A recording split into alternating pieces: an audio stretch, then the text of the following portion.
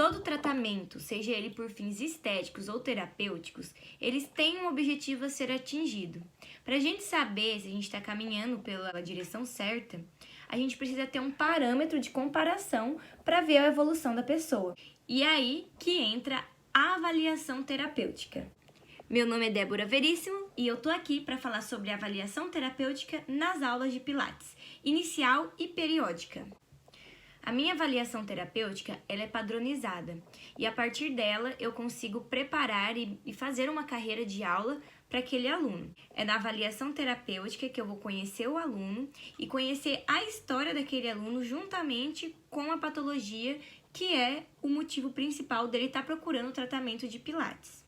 É através da avaliação que eu vou perceber se eu preciso criar exercícios ou criar alavancas dentro dos exercícios para atingir determinado músculo, articulação ou nervo quando necessário.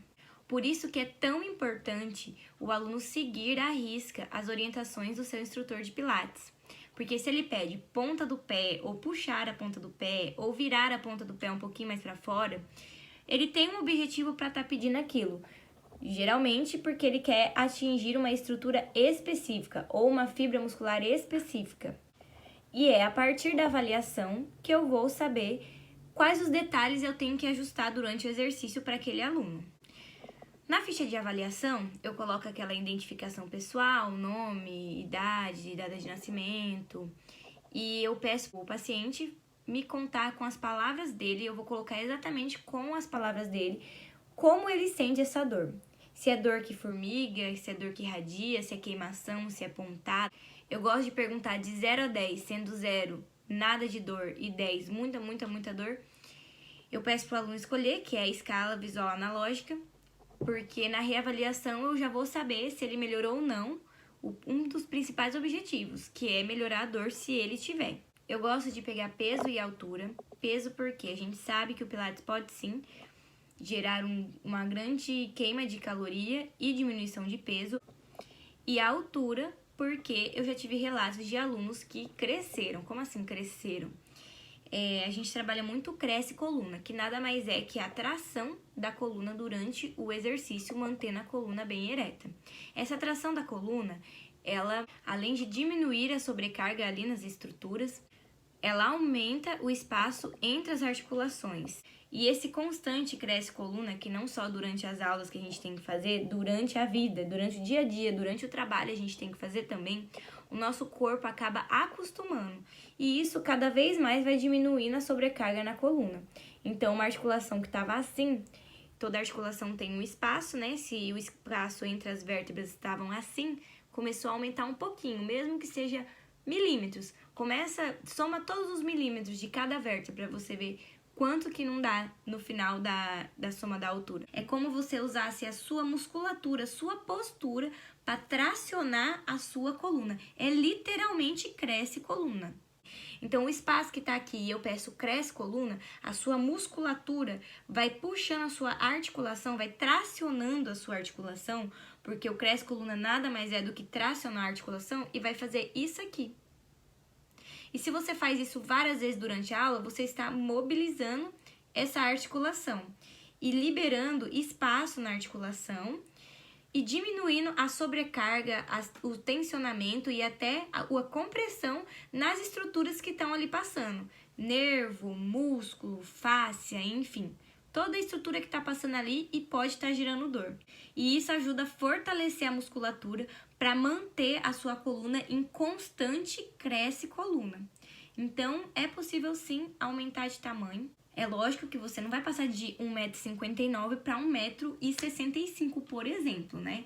A gente está falando de diferenças mínimas, mas que para você talvez não faça diferença, mas que para a coluna faz uma diferença muito grande, porque você está aliviando as estruturas que estão ali sofrendo por causa da má postura que a gente usa durante a vida. Eu também gosto de fazer a fotogrametria, que é algo muito fácil de fazer. Você vai tirar a foto do aluno de frente, de lado, de costa, inflexão de tronco. E aí eu coloco essa foto no PowerPoint e jogo o quadriculado em cima.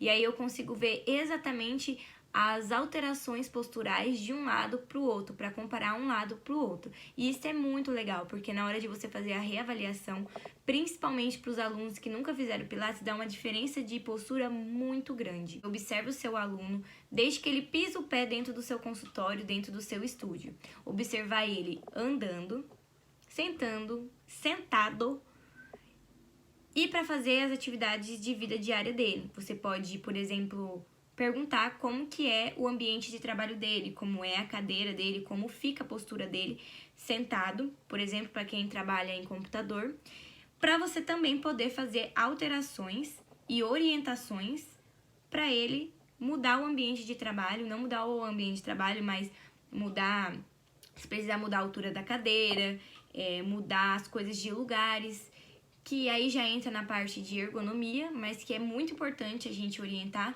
porque é algo que vai agregar ao nosso tratamento. Então, o resultado do Pilates vai ser bem maior quando a pessoa continua as orientações em casa, não só durante a aula.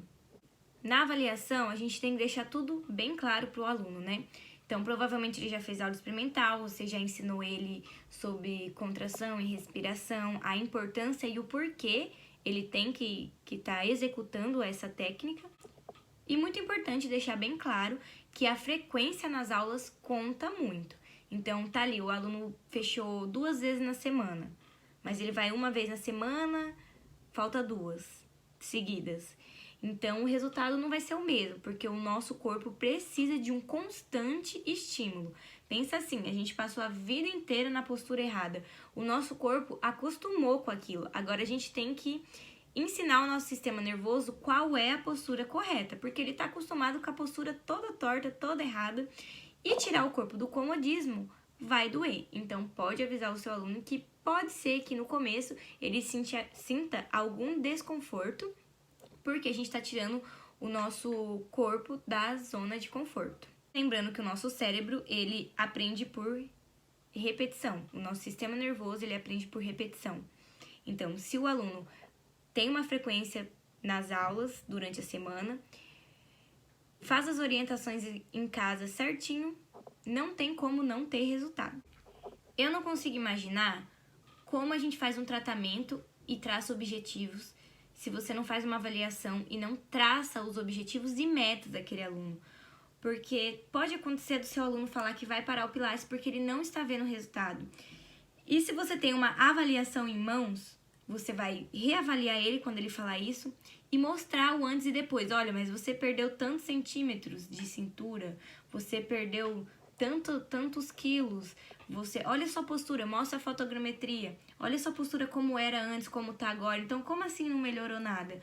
Porque o aluno tá ali se reparando todo dia. E as poucas mudanças, as pequenas mudanças, ele não percebe. Então, por isso que é legal. Quando ele olha a reavaliação e vê a diferença, ele fica muito mais motivado para continuar as aulas. Um sonho de consumo seria poder reavaliar uma vez por mês. E a gente vê, né, uma vez por mês, as mudanças que o Pilates faz no corpo de uma pessoa. Mas, geralmente, isso não é possível pelo o tanto de aluno que a gente tem e por a gente ter que fazer tudo isso sozinha.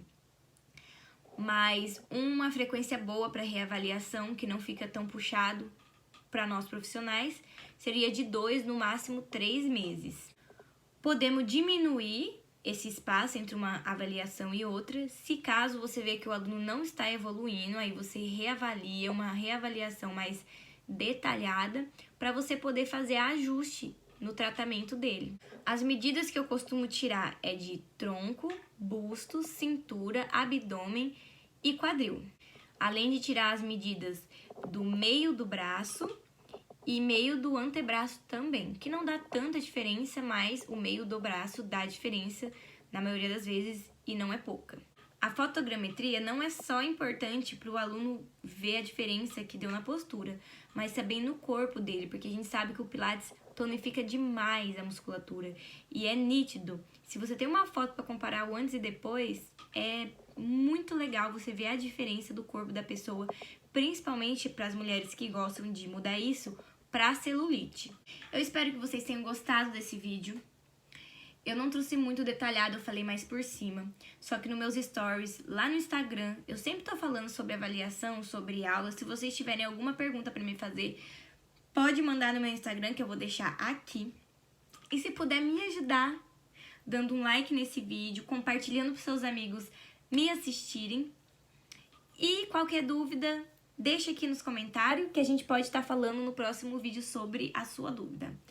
Um beijo e até a próxima!